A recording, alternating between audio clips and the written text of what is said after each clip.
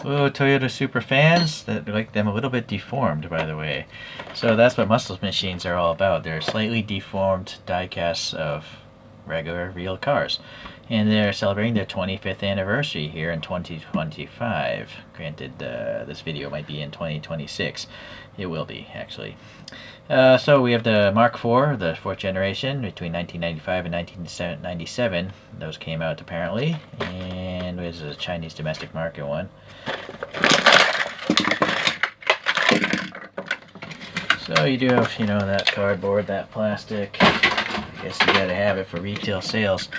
What I don't think you need to have is this. I always complain about it. It's just a waste of plastic to me. Because it doesn't bolt the car. If you bolt the car to this, I can understand, because you could just use it as a stand. But without it, just kind of, it's weird. It's like sunken in. It's just touching the ground in the front and the back, but not the tires. It's very strange. I think they should just take this plastic and use that money to make a clear windows and give it an interior, and it'll be a better toy than a toy with a lame display base. Anyhow, so here's some images of apparently a stock one. I think in this image it said this car sold for $200,000. It's like 7,000 miles or something on it. So these cars are collectible now apparently. All those Fast and Furious movies. Who would have guessed those movies would increase the value of vehicles? But alright, so clearly the rear is, this is a weird looking, toy compared to the real car. But that's the deformation thing for you. But I like deformed things because they don't have to look perfect, right? Because they don't exist in reality. So the 25th anniversary, all of them have this like translucent paint job, so it looks like a Spectre Flame kind of. It's just transparent. It's really neat. It's interesting, and they all have this gold and black MM25 printed on them as well. These clearly are not the original wheels. They're probably shared with many other castings, but at least they're 5 spokes. They're very chromed out, and they have the lug nut details there, and because they molded in this circle, it looks like a brake system. Yeah, although chromed brakes, I've never seen such a thing. The rounded tires look like balloons. That's good. It's a little bit gappy in the front, though. It's a little atypical of this brand. Usually, it's like this, right? The tire's totally sunken in under the body. I am not sure why they chose to leave this.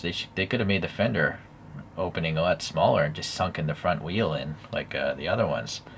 So that's a weird design choice, I think, for them. But, oh well.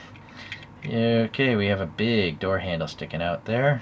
A little inlet there. The little sculpting on the side sills. There, as mentioned, no interiors, but I'm okay with it. That's a really recessed windscreen. I'm not sure why that happened. I don't know if this thing was just molded poorly. It's also recessed a lot here. You know what? Maybe I'm going to take this apart. We'll go through this thing first. Okay, so we do have these canards molded in. That is interesting that they did that because, the original car never had canards. So they molded a custom Supra. And the big plastic base here, we have this giant chin splitter. So you could actually smash this into a wall and know that that's not going to break. So it's a toy. Yeah, hold on here. Focus. Muscle machines all roll very well. Even though the tires are sunken in a lot, it's because they just make them, the axles narrow, so they never touch the diecast, as you can see here. Well, while we're at the bottom here, we have some silver paint here for the muffler engine. Well, the engine exhaust and the muffler is chromed. One screw here, one screw there, and then some weird treads. Not very modern looking, but I don't mind. What's nice is they tell you exactly what the car you're holding is, so that's great. And then this side here, we do have a raised, I guess that's a reflector on the real car, and it's a red reflector, so there's no need for them to add paint there. Same with the door handles being body colored. Back to the front, we do have paint where it belongs. The turn signals and whatever this white light is.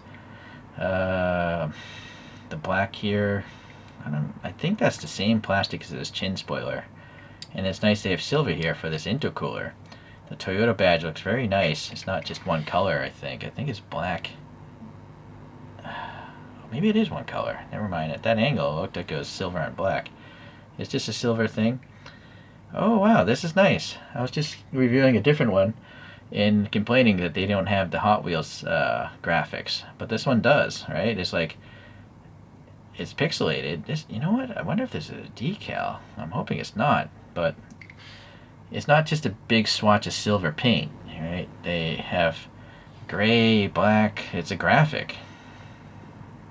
Boy, is that decal? I'm just pressing to see if it deforms. I don't know. I hope it's paint, because decals peel off and stuff, so that's not good. Anyhow, that's cool. Cool looking headlights. And what's going on here? Oh, these are probably those pop-up hood latches. And then there's black paint in this, so that's nice. And again, that's a custom hood.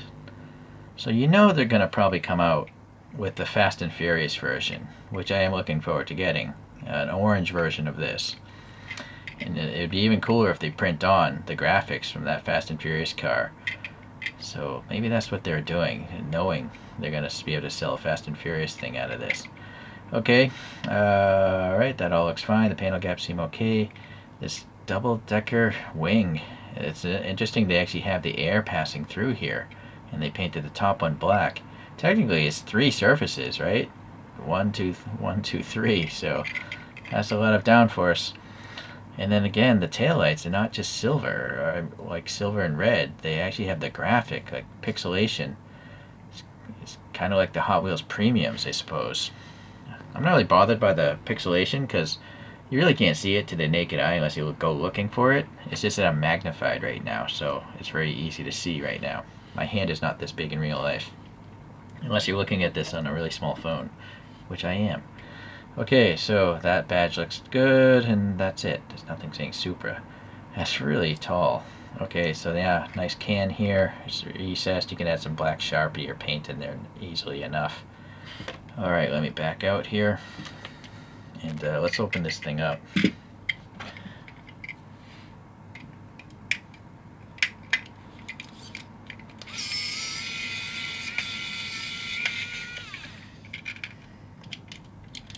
Let's see about this window, if I can correct it, or if it's just a poorly designed window. So it is a little weird though how they actually push the axle through this thing. It's not like trapped like other vehicles, scale models.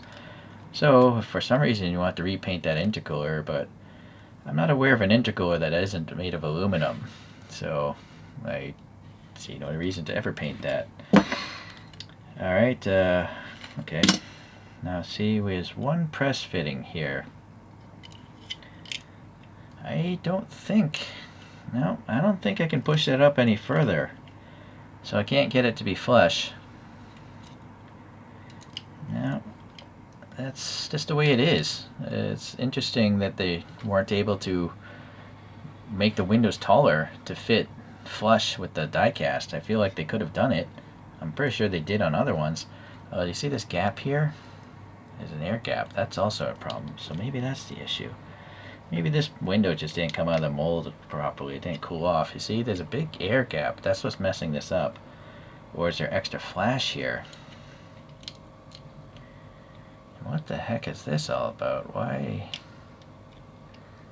That's just excess paint, or maybe it's glue residue. And actually, what is this all about? This is a separate piece. I don't know why they wouldn't just have the post molded into the top like they do here in the back. Yeah, sadly, I don't know. I'm not sure if you could fix this very easily. You'd have to drill that out. And it looks like maybe there's just too much plastic here. If they didn't have so much plastic on this wall, maybe you could push the windscreen up more. But the way it is literally a vent from the engine area to that windscreen. Alright, that's the best I could do, which is nothing. Alright, some other JDM cars. We have the classic Trueno. It looks very much like Initial D, although it doesn't have the text of it. So, but otherwise, it looks it. And I added my own license plate to that. He had a cool BRE Racing Z, Fairlady Z. I actually drilled out those headlights and put some jewel beads in there just to see if I could. And obviously you can. So yeah, plastic headlights. That would be nice. If they maybe got rid of that plastic base, maybe they could just have inserted lights, right? More realistic, like headlights and taillights. This is that ER34 Liberty Walk Skyline, but it's in a blue color. I rather like it. And it has the same wheels as this thing, but the problem with the whole disc brake thing, right, molded into the wheel, is there's just no such thing as a white disc brake. And I am going to throw up two smaller ones. So Hot Wheels did do the Fast and Furious Supra, as you can see, with the printing of the graphic there. I 3D printed my own wheels though, and they have their own printed technology as well for the lights. So Hot Wheels can put that graphic on something that small, and so can Choro-Q. Here's the Choro version that came with these wheels. Yeah, Choro-Q did it, but see the lame headlights, so Muscle Machines is better than Choro-Q in that respect. I added some paint myself. What I'm getting at is, Muscle Machines, you know you're going to come out with this in the orange color, but do it right. Add the graphics as well. Add the Fast and Furious graphics. That would be fantastic. You can do it. I know you can do it. Don't let us down. Don't let us down. Okay, well, anyhow, yeah, the windscreen's a little bit weird. I don't know why the windows are so recessed. Like looking back at this Z, see, windows, they're flush. They're flush with the diecast. So I don't know what happened here. If it's just a poor molding or a poor design, but hopefully it's a poor molding. But otherwise, everything is fantastic as usual. The paint quality on these bodies are really good. They have good quality control on their paint. No major contaminants. And also the castings aren't all scratched up like a lot of Hot Wheels would be scratched up or have some sort of casting defects. So that's a good thing with this brand. Thank you for watching, everyone. We'll see you next time we do a Muscle Machines.